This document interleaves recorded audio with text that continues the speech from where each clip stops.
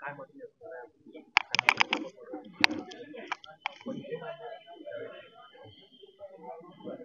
महाराष्ट्रामध्ये, मराठवाड्यामध्ये आणि लातूरमध्ये पावसाने हाहाकार माजवला आहे हे आपण पाहतोय, अनुभवतोय. लातूर जिल्ह्यामध्ये पर्जन्यमानामुळे अतोनात नुकसान झाल्याची माहिती आमच्यापर्यंत येते आणि शासनानं तातडीनं पंचनामे करावेत, शेतकऱ्यांना, नागरिकांना मदत करावी आणि सरकारनं ओला दुष्काळ जाहीर करावा आणि ओला दुष्काळ या नियमावलीखाली जी मदत अपेक्षित आहे ती मदत तातडीनं जारी करावी अशी आमची मागणी आहे.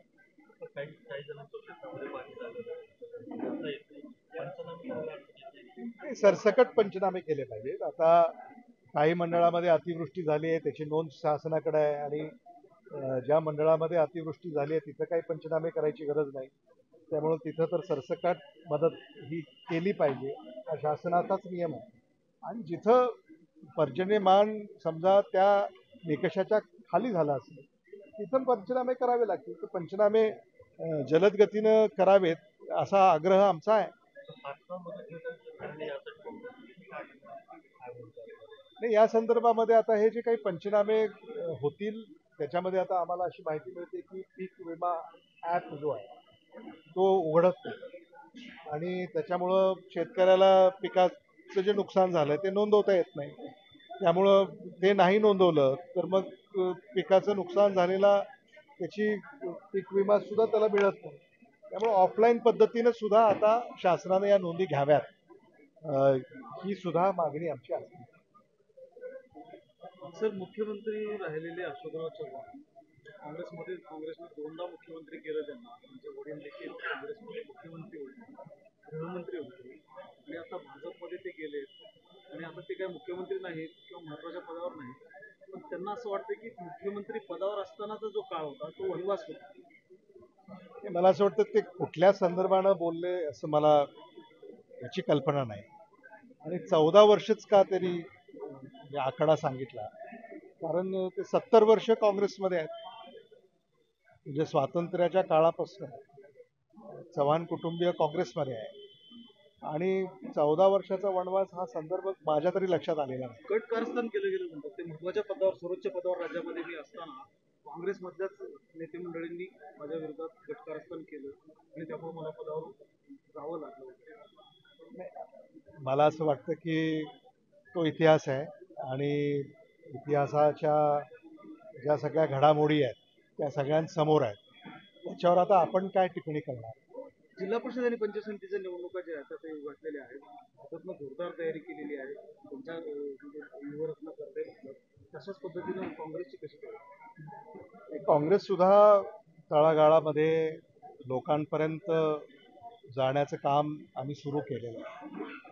पक्ष संघटनेमध्ये सुद्धा नव्यानं बदल झालेले आहेत आणि एक ऊर्जा पक्ष संघटनेमध्ये आता आम्हाला पाहायला मिळतो आणि केंद्राचा, राज्याचा जो काही कारभार सुरू आहे आणि सामान्य माणसाच्या तोंडाला पाणी पुसणे या पलीकडे काही होत असताना आपल्याला पाहायला मिळत नाही.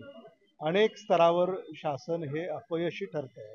अनेक योजना या रखडलेल्या आहेत. निधीचा अभाव आहे.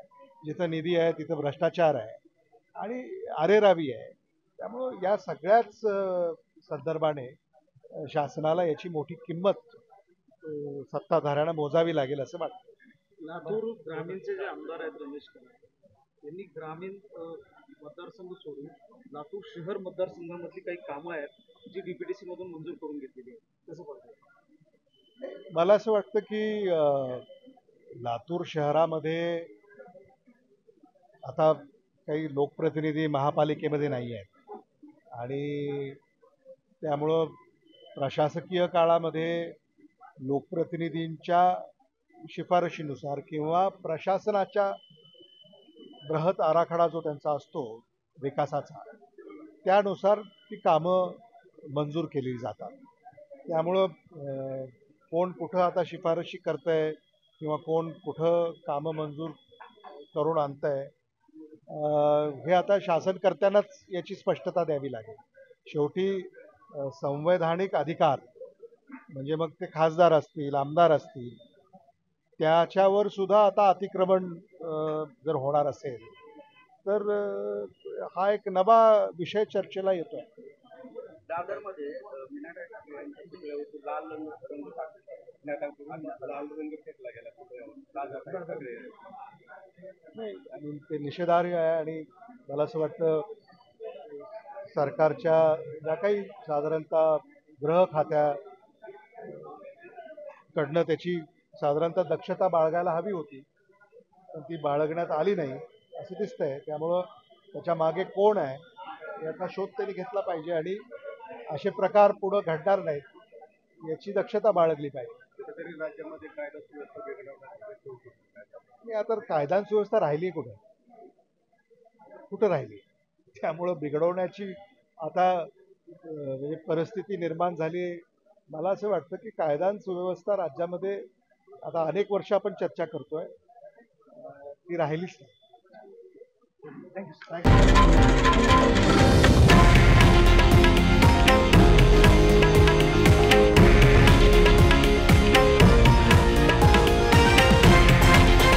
हे आहे देशातील नंबर 1 न्यूज नेटवर्क आणि आपण पाहत आहात TV9 मराठी, एकमेव.